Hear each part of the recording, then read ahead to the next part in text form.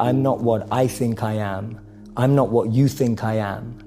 I am what I think you think I am. I've always had friends who are older than me. And I could see a lot of them in the most successful careers, successful jobs, beautiful partners, whatever it was. But I saw a sense of lack of fulfillment, meaning, and purpose in their lives.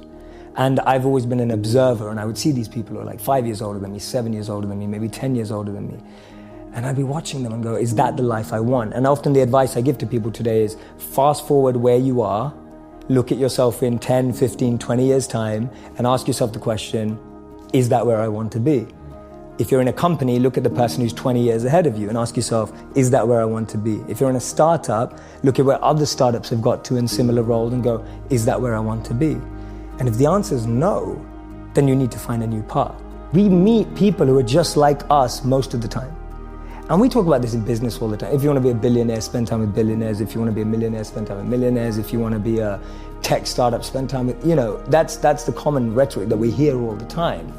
So for me, the first step is just opening yourself up to new experiences and new role models. Because most of us can't see ourselves in people, so then we try and fit ourselves into the boxes that we do see. And I mean, there's this beautiful quote that I've been saying it everywhere, and I wish I wrote it, but I didn't. So it's by a philosopher and writer named Cooley. And he said that today, I'm not what I think I am. I'm not what you think I am. I am what I think you think I am. Right? And just let that blow your mind for a moment. It's so powerful. I'm not what I think I am. I'm not what you think I am. I am what I think you think I am.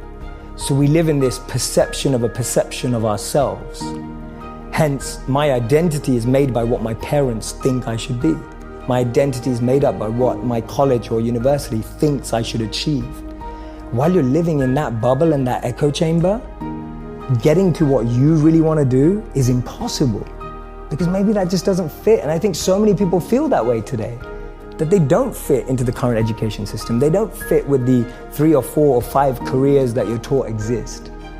So that process of self-excavation and actualization first requires being exposed. You can't be what you can't see. If I never saw a monk, I would never have wanted to be a monk. If I never meet a billionaire, I wouldn't want to be one, because I wouldn't know what that feels like. I don't know what it looks like. I don't know what it takes. And I think that's the biggest challenge of our society, that we're not exposed. So that's the first step, being exposed to unique experiences and role models. Second step is finding that experience or role model that you're passionate about, and exactly like you said, taking it seriously. Shadow them, network with them, spend time with them, observe them, even from afar. It takes that observation, being addicted to observing that person's lifestyle. And then the third step is going yes or no. Does that work for me? Not everyone who's going to go off and become a monk is going to feel like the way I did, and that's cool. But not everyone is going to go and follow and shadow a billionaire and go, that's exactly the lifestyle I want. They may want the result, but do they want the hard work that goes with it? And so for me, that's the third step. It's observing, focusing, shadowing, getting as close to the process of that individual, and then going yes or no. Do I want that process? Not do I want the result? All right, what's the impact that you want to have on the world? I think you've said it so beautifully so many times and shared my vision, which is wonderful, and it's wonderful to know that we share the same thing. It's making wisdom go viral. There's an incredible study in 2017 that said the most successful people in the world, healthy, wealthy, and wise, choose education over entertainment. The impact I want to have on the world is I want to transform and revolutionize the entertainment industry so that it becomes educational without anyone knowing. So it's still completely entertaining. It's still like watching Netflix, but you're learning about human behavior, the mind, neuroscience, and everything without even knowing you are. To me, that's the greatest win that we can have for our society.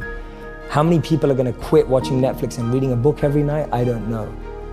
But if we can make that book come to life on Netflix, that's going to change the world.